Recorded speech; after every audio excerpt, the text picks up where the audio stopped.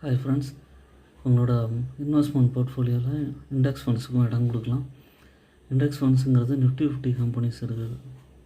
மேஜராக like Bajaj Finance, BPCL, Cipla, Coal India, HDFC bank, HDFC, ICICI bank, ITC, Tata Steel, Tata Motors, Power Grid, ONGC, இந்த மாதிரியான top கம்பெனிஸ்லாம் வந்து பார்த்திங்கன்னா இருக்கிறது தான் இண்டெக்ஸ் ஃபண்ட்ஸு.